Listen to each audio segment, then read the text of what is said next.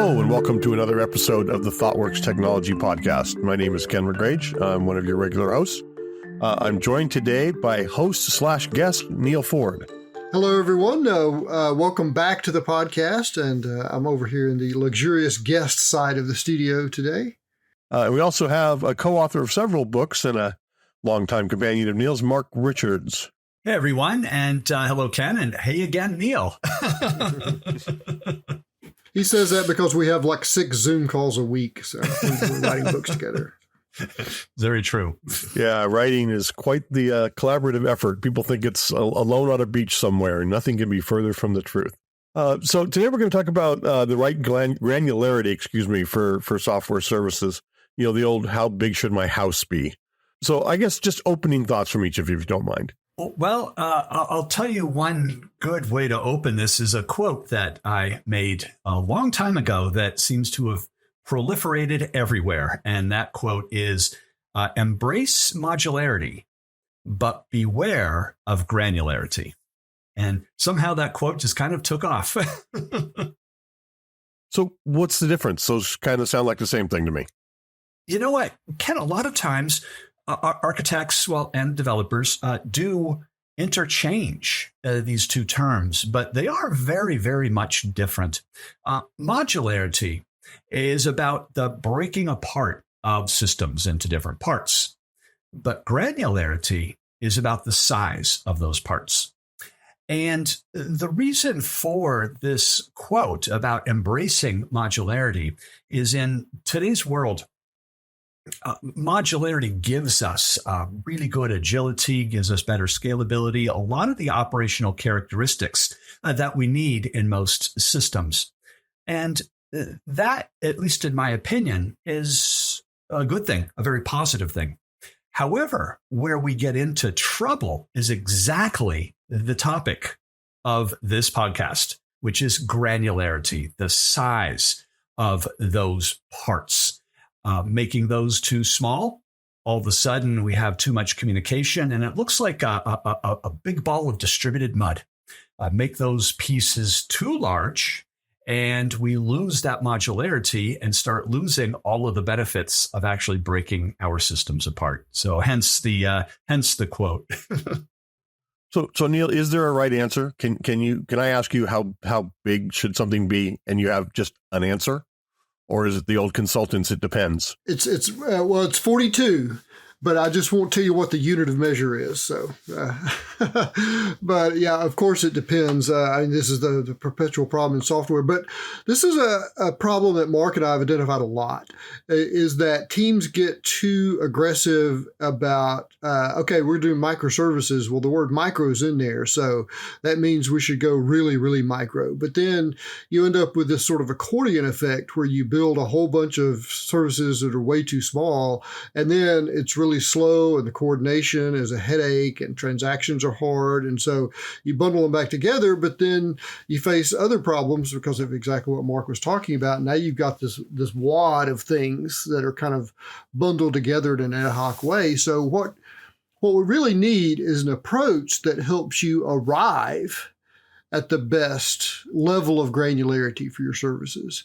And this is the thing that we really focused on in really the first part of our Architecture of the Hard Parts book, which is shockingly 2 books ago now, since we just finished the Head First Software Architecture book. But it is one of the most difficult parts of software architecture because I don't know of any architect who's so clever that they can just look at a complex problem and the exact right granularity of services just fall out of their head into a drawing tool or, into containers or something like that. So what you need is a way to create a candidate design and then iterate on that design before taking the expensive and time-consuming task of actually implementing it and realizing you've gone too small or too big.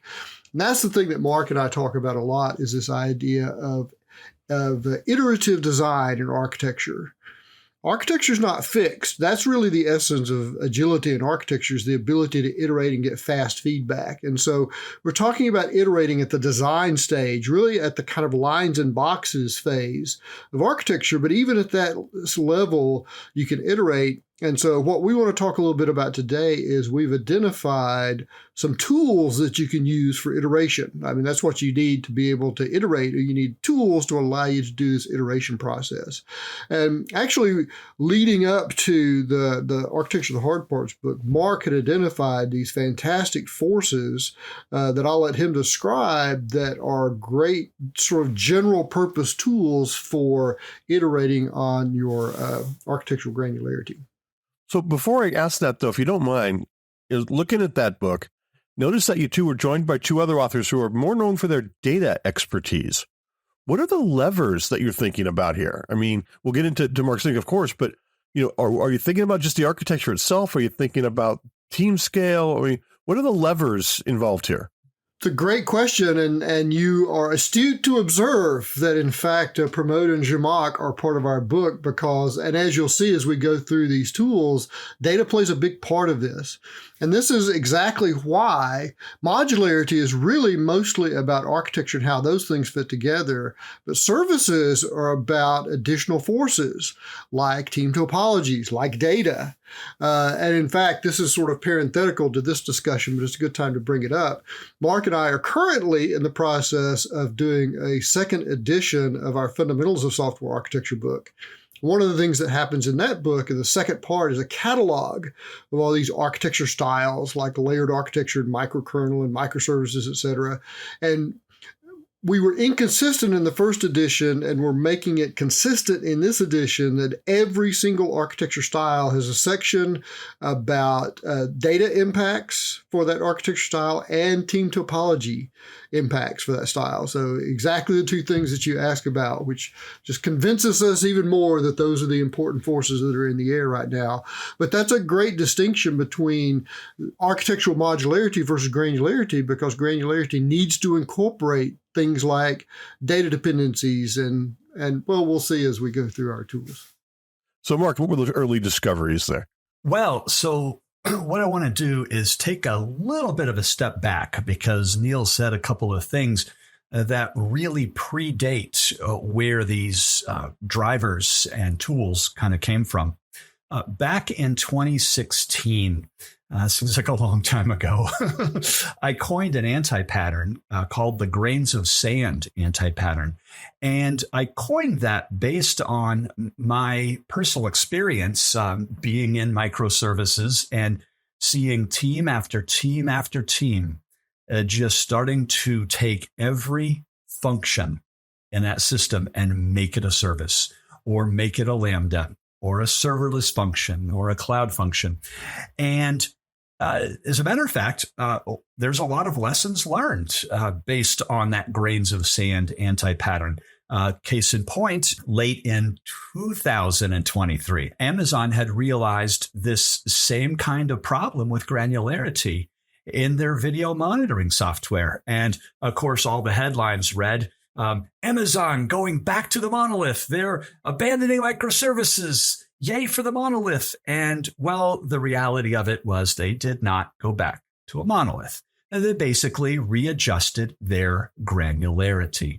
And a lot of companies I work with, I see this rubber banding occur where developers fall into this grains of sand anti-pattern, realize this is a big mess, and start putting things back together.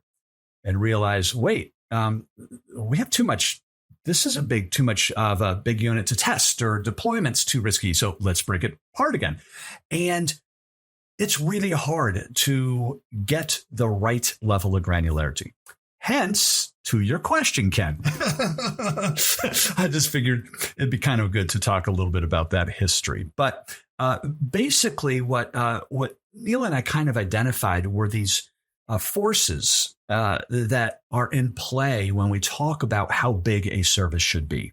Now, back in the day when microservices was kind of first introduced and companies were kicking the tire, and another architect, Sam Newman, wrote the book Building Microservices. And in there, he offered some really sound advice. And he said this: start out more coarse-grained and move to more fine-grained as you learn more about the service. And what wonderful advice. Except, unfortunately, Sam stopped right there and really didn't tell us, what do you mean about learning about the service? And that's what we're going to talk about in this podcast. So the two drivers which we found were granularity disintegration drivers. These are forces at play, different aspects and forces that would cause us to break a service apart, making it more fine-grained, more single-purpose. However, those forces have to be balanced with the trade-offs of granularity integrators. And these are forces that say, well, not so fast. Maybe you should make this service bigger or not break it apart. And so it really getting the right level of granularity is really understanding the trade-offs and the balance between each of these granularity disintegration drivers, which we're going to talk about, and also the granularity integration drivers. So that's really the framework or the tools that we're offering. Neal is very fond of saying, we can't tell you, neither of us can tell you how big your service should be. But what we can do is give you the tools in a toolbox so that you can figure out how big that service should be. So are these tools, are they pretty clear in their outcome? Like if I do this and I apply this measurement, is everyone in the room going to agree? Or is there still a lot of... Nobody ever agrees on anything in software architecture, but there's an important distinction to be made here between, so we also make this distinction between fairly generic tools, which are the ones we talk about, but also hyper-specific tools that will apply to a particular organization or problem domain or team topology. So let's give you a few examples of these to give you a flavor of what we're talking about, and you'll see how agreeable they may be to the crowd of architects in the room. A rumor has it that a group of architects is referred to as an argument of architects, but I've always thought it should be called a cohesion of architects. But anyway, so the first of the disintegrators that we talk about is the most obvious one, which is service functionality. That's what leads you to, I've got this big thing, let's break it down into the smallest pieces. And that's where the micro in microservices comes from. So you may take, all the individual pieces you can think of and break those down into small pieces. And, that's largely a refactoring exercise as long as you worry about the data dependencies that may exist there. Now, it's interesting, Neal, that Ken had asked a question about, are these can you agree upon them? I mean, if I talk about one of these drivers, are these definitive or are we still going to have an argument of architects on those? It's interesting, Ken, because it turns out the disintegration driver that Neal is really talking about, service functionality, which has to do with cohesion, is in fact subjective. Because we ask, what really is single purpose? Neal, let's talk about our famous example. We have 3 ways in which we can notify a customer in our system. We can notify them through SMS texting. We can notify them through email, or even send them postal letters through the mail. Well, assume we have a notification service. Well, what's single purpose? The act of notifying a customer about something? Or is single purpose the act of notifying a customer through email? Or you could go even finer. Is it every kind of message for each kind of communication medium?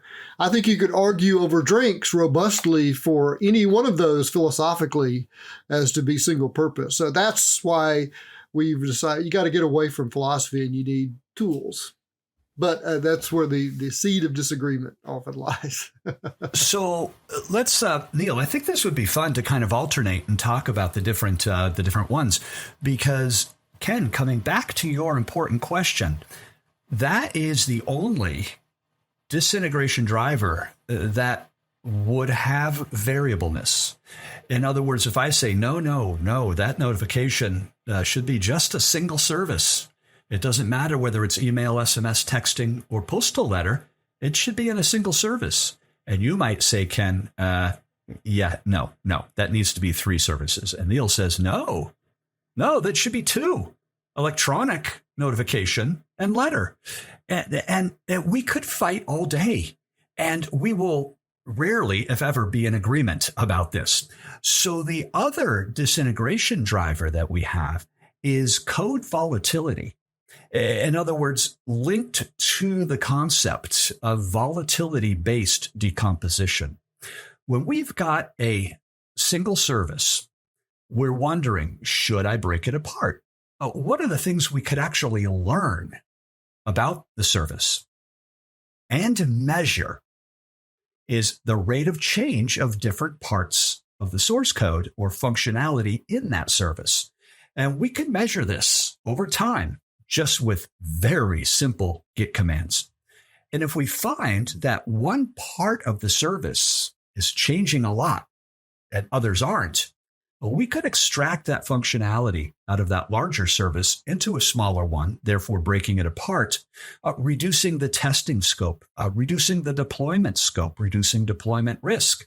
The fact that that one piece, now that it's extracted, doesn't impact any of the other parts of that service during deployment or even changing it. So that is one that we can actually measure. It's really hard to argue with demonstration, the fact that this part of the service changes all the time. So that's another good disintegration driver. And there's an additional add-on to that one that I usually bring up at this point, which is volatility is also a great indicator of, so Mark and I talk a lot about tradeoffs as being the essence of software architecture. That's our first law of software architecture in our first book, is that everything is a trade-off. And we often see people who miss the trade-offs of things that they're trying to do, and code reuse is a great example of one of those, because there are really 2 things you need to consider with code reuse. And the first one, everyone gets right, and everybody misses the second one. And the first one is abstraction. Oh, look, I could abstract this code from multiple sources and reuse it because it's a useful abstraction. But the second part is low volatility. Because if you reuse something that has high volatility, it drives churn in your architecture. Because every time that thing changes, everything that's reusing it has to stop and coordinate around that change. Even if it's not to make a change themselves, they have to check to see and test to see if they've changed. And so highly volatile things make terrible reuse candidates in software architecture. And the real essence of effective reuse is both good abstraction and low volatility. And so that's a good guideline for the things you should reuse. And in fact, this goes back to sort of reifying the common advice that you hear. What are the things that we do effectively reuse the best in software architecture? It's mostly plumbing. Frameworks, libraries, things that have formal release cycles that we can track. And it's the other reason why domain concepts make terrible reuse candidates, because domain concepts, by their definition, are the most volatile things.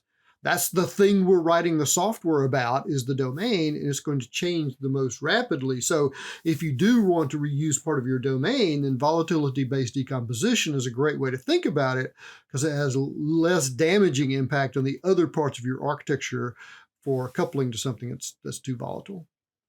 That's just a side benefit of this particular disintegrator, is an insight into volatility.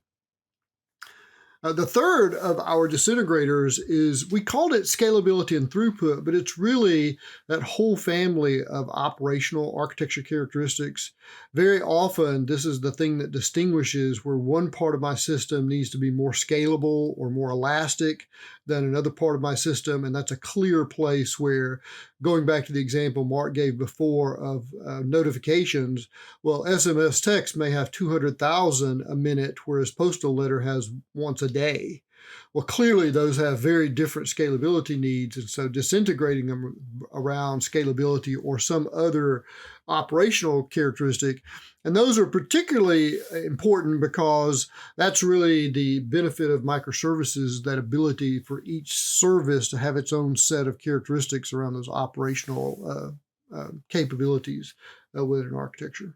So is there, for lack of a better term, is there a minimum viable product for that? So like I've seen a system where they had that and they had a part that had to scale. So they broke it out and then they deployed that one in multi-zones around the world and did a whole bunch of other things to it so it could scale. And the communication ended up causing them no end of nightmares.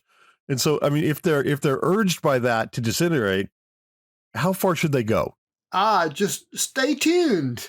One of our integrators is coming right up, which is the side effect of over applying a disintegrator. You apply an integrator to solve exactly the problem that you were talking about. So, okay, so we'll stay tuned for that one. Yeah, and as a matter of fact, very, very astute of you, Ken, for observing that, because that's where a lot of the rubber banding does, in fact, occur.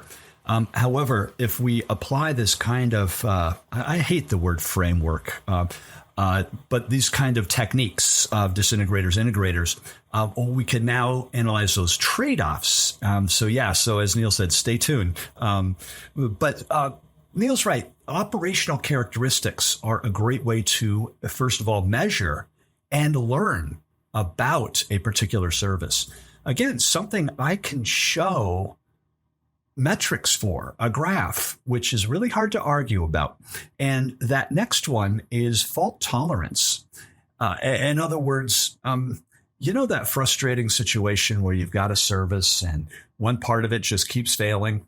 And of course, we know in the monolithic world, if that one part, let's say, spins up too many threads, gets maybe out of memory fault, well, all that functionality comes down. One of the drivers, as a matter of fact, which is fault tolerance, of moving to a level of modularity in a distributed architecture. Well, we can apply that same concept at a service level as well. So if we have a particular service that has a faulty piece to it, we can measure that. We can identify the failure rates of a certain piece of function, which brings down all those others. Let's go back to that notification service example. Let's say that email continually has some out-of-memory faults on its SMTP connection pooling, and it's for some reason it won't release the connections, keeps getting more of them, and ends up crashing. Well, if we have a single service, that's going to bring down SMS texting and also postal letter processing. And this also has an element to it of mean time to recovery, MTTR. And so, sure, we could just bring up another instance of the service, but if it has all this functionality, it might take 2 to 3 seconds to spin that back up.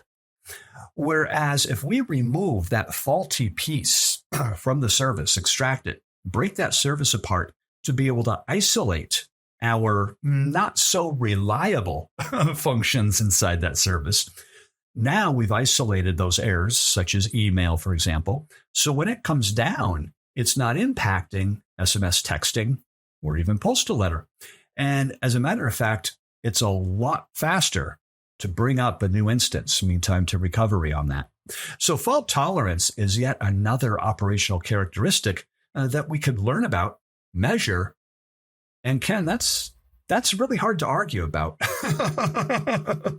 If podcasts are about nothing else, they're about digression. So I feel compelled to digress here for just a moment to talk about, one of the common problems in architectures like this is exactly what Mark is talking about, which is fault tolerance. And in fact, the entire family that has come to be known as the 8 fallacies of distributed computing. Peter Deutsch coined these back in the, late 80s at Sun Microsystems. All of these common fallacies that developers stumble into as they start building distributed systems, like bandwidth is infinite and the transport cost is 0 and all those other pesky sort of real world problems. We have always recommended that you learn about the 8 fallacies in one of 2 ways. Either go to the Wikipedia page and learn about them and apply them, or painfully stumble across them one at a time in your professional career. I think the former is a better way to learn them, but you'll learn them either way. But exactly. Those of us who chose the latter tend to advise people to try the former. But this is all just prelude to Mark and I have slowly been adding to that list as we've observed things in the microservices world, and we've added 3 so far that we've sort of semi-published. The first one of those is that versioning is easy, because it's not. It's a swamp, because, we'll just version that. Okay, well, how many versions are you going to support? How long are you going to keep those versions? What's your deprecation strategy? And all these questions that come up. So that's the first of our new ones. What's the second one, Mark? The second one is one of my favorites. Compensating updates always work. And when we talk about transactions, especially atomic transactions and distributed architectures, well, if we have an error along the chain of services being invoked, I've already committed data in prior services, in prior data databases. So the problem is I have to just issue a compensating update. And, well, a fallacy is something we believe to be true, but it's not. And we always assume those compensating updates to be able to reverse a particular insert or update will work. What if it doesn't? And so I love that one. Just like you never see anyone on a cooking show burn a dish, when people are describing some sort of architecture pattern, they never talk about the fact that, and the compensating update may fail too. And then what do you do? Because that's a whole nother can of worms. So, and the last one of our, the ones we've added is that observability is optional. Because it's really not in modern, because it's going to break. So you gotta know how it broke. So that's a little sidebar too. So and the last of our disintegrators is another pretty obvious one, which is security or security concerns or privacy concerns. Obviously, that's a motivation for breaking something and into more granular pieces just to be able to protect something like that, either financial or some sort of privacy related thing. That's a pretty obvious one. Which I have to interject. That doesn't mean the rest of you get to not worry about security. That's right. That's exactly right. I want to re-stress something that I mentioned earlier before we go to the integrators, that this is not meant to be an exhaustive list. These are just ones that we identified, and we encourage architects to fill up their toolbox and their organization for organization-specific ones and start thinking about them and labeling them in this way. So as Mark said, these are not really patterns as much as sort of heuristics for design, but it's useful to name these so that you have them at your disposal when you start thinking about things. So let's talk about the 3 integrators, which are the forces that encourage you to bundle things back together. So I want to digress just a little bit, since you're right, Neal. Podcasts are a way of just being able to digress and talk about that fallacy 11 that we coined. Observability is optional, because what we saw with actually 4 of these disintegration drivers were various measurements that we can use to be able to learn more about a service. And the more I reflect on that, Neal, the more I realize the importance of that fallacy is because in too many cases I have been in, observability is an afterthought. Once everything's running, we're in production, it's like, we should start monitoring this stuff. Well, observability will cause changes in the service, the user interface, maybe a particular system or product, because observability really is about the ability of a particular service to expose or export its information, its telemetry. And it doesn't always have to be about response time. It could be error rates. It could be the amount of messages I just processed per hour. It could be a lot of functional related information. But I think that's an important one not to just gloss over, because as an afterthought, now we're starting to retrofit something that is critical in the architecture, especially distributed architectures these days. So anyways, just wanted to digress on that. But speaking of integrators, so these that we just talked about are some of the many ways we can learn about a service to say, yeah, we should probably break that apart. We should make these services smaller. But the first integration driver happens to be transactions. Because when we break apart a particular service, if we are breaking apart that data as well, and we still need a single unit of work, we are now in a distributed transaction world. Think about the case of registering a customer. Well, we have to create a profile for a customer.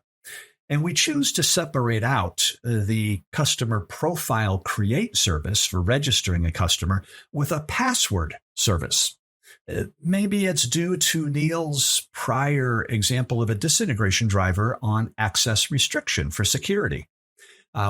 We don't want everybody getting to a password service. So this is probably a good driver to break that apart. However, now I have a distributed transaction. And I can't do a simple commit or rollback upon errors. And what we see is now our first tradeoff, because that tradeoff is data integrity and data consistency. Any of the disintegration drivers we just saw, the tradeoff of those is potentially going to be data integrity, data consistency, issues with fallacy number 10, which is compensating updates always work. And now all of a sudden we've got inconsistent data everywhere. So that's kind of the first integration driver is if a transaction, and when I say transaction, a database transaction, single unit of work, commit rollback is required by the business, necessarily we have to join those services back together. That's the only way to get that single unit of work transaction. And that's a great example of this sort of iterative nature of design I was talking about. So you use, for example, the service functionality disintegrator. You break things down by behavior, but then you realize, oh, no, I'm going to have to do a transaction to get data integrity, and that encourages you to integrate them back together and maybe apply a different disintegrator to see, well, can I slice it in a different way? So that's the sort of iterative nature of this kind of design. The second one of our integrators is something that Ken brought up earlier at the very beginning of this discussion, which is about data dependencies. So we, in our hard parts book, we broadly talk about the static coupling in software architecture, which is how things are wired together, but then also the communication in those architectures, including things like transactions. Mark was just talking about the communication side. Now we're talking about the kind of static wiring side, which includes things like data dependencies. Many teams have gone on a wild west adventure of breaking apart their services only to realize that there's no way the data is going to allow them to do that because of joins and views and stored procedures and referential integrity and all those kind of things. And so that is actually very often an integrator of I just cannot break apart this data so much. And in fact, an entire fascinating subtopic in the microservices world is this really strong distinction in that world of who owns this data and who is transactional with this data versus who can see this data and how do they see that. A lot of caching, in-memory caching, and data sidecars and distributing data. GraphQL is a commonly used tool for aggregating data and putting it in places so that you have visibility, but not updatability for data. Microservices has really brought that distinction into high relief because it's such an important distinction in so many of those architectures. So data dependencies is a very, very common integrator. What's the organizational action there? So, I mean, if you're coming up with something and there's all these great reasons to disintegrate it, but the data doesn't support it and so forth, is there an organizational action? Should you be looking at that? Should you be changing the data? Is it a chicken and egg problem? What's next? How do you get across the street? It's a great question. And this is the essence of software architecture, because now we've dug into the problem enough where we can start doing actual trade-off analysis. What is the trade-off of actually digging into that 10-year-old database schema and starting to pull it apart? And where will we be at the end of that process? How much value is this going to add versus proactively designing our architecture around the single database and not getting some of the benefits of microservices? One of the common hybrids that Mark and I talk about in our fundamentals book is something that we call service-based architecture, which is as far toward microservices as we can get, but we're keeping a single database because it's just too complicated to break the thing apart. And that's really common, particularly when that shared database is a resource or an asset for other integration points in other systems who are not interested in your level of granularity in your microservices world. Or you meet database developers who are also not interested in your crazy architecture philosophies and have been using their same database philosophy for a few decades. Thank you very much. And don't need any extra insight from you about how things should be organized. All of those things are institutional factors. But and the essence of that is you need to get it down to a point where you can do some sort of objective trade-off analysis.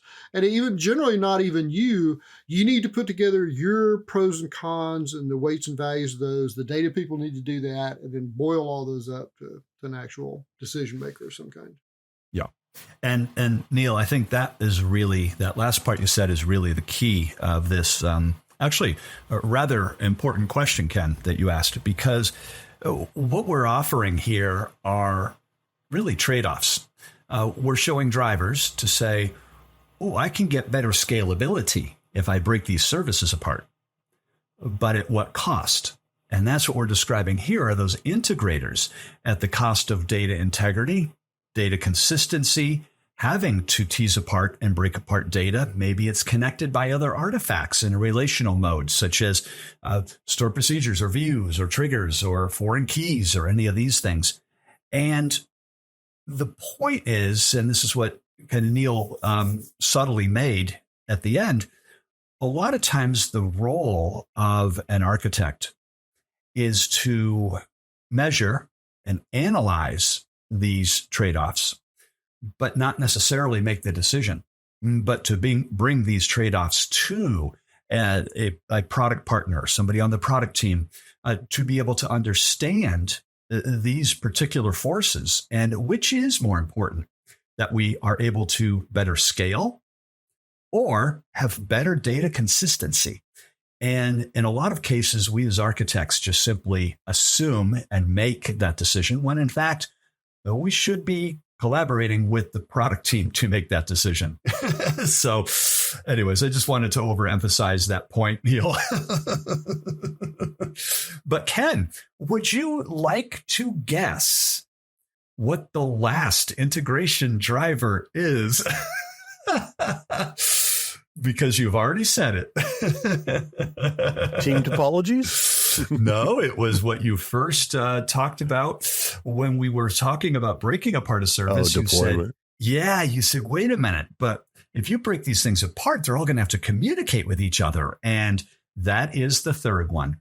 So what Neal talked about in our second driver was really the fact that it's too hard to break apart the data because it's too highly semantically coupled and maybe even highly syntactically coupled.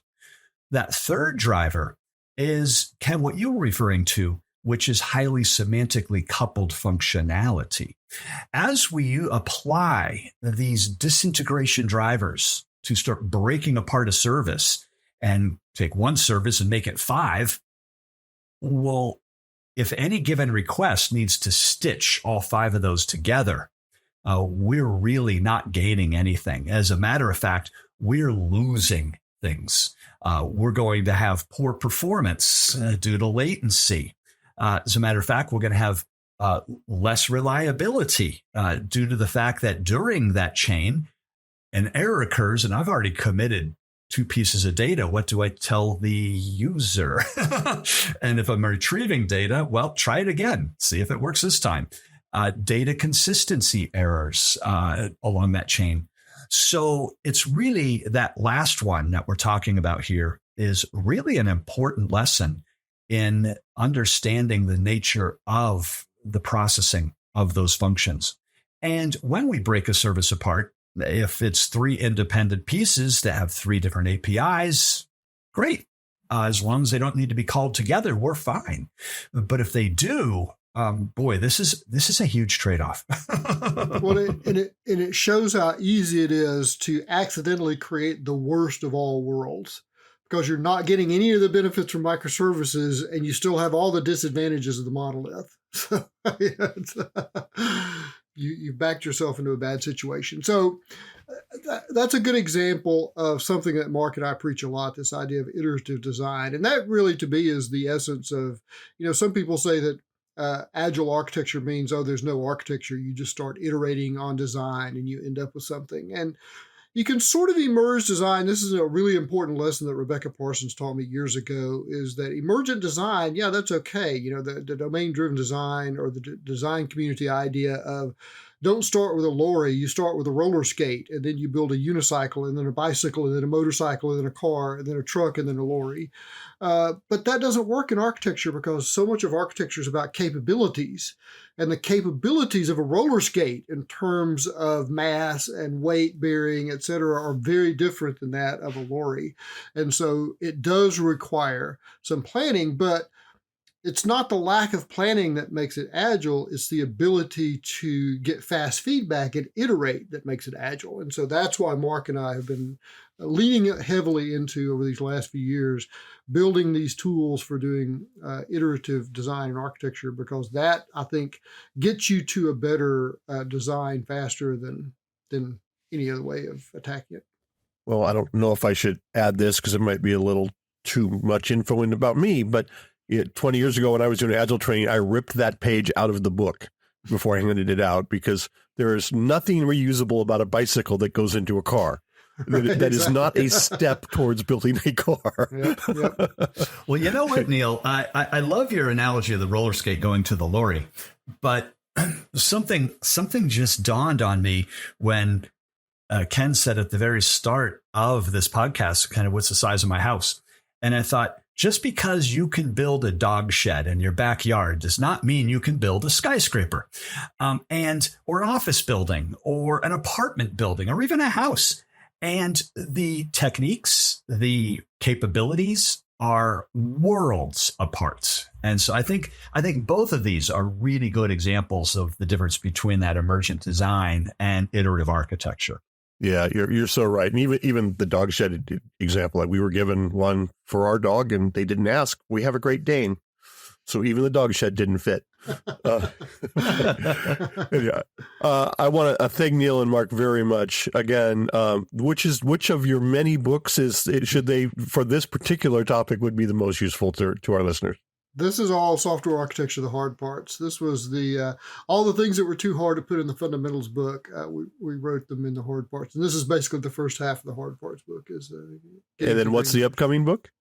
Well, the one that we just released is Head First Software Architecture, which is like doing a graphic novel about software architecture. And we're actually working on the second edition of the fundamentals book, which is a great relief because we're getting to write prose and not having to draw pictures and diagrams. And so Head First is very visual heavy. So it's actually kind of a nice change of pace to get back to just pure prose, because that's my first love as a writer. That's how it turns out. But again, thank you very much for the time. We certainly appreciate it, and have a great day. Thanks, okay. Ken. Well, thank you.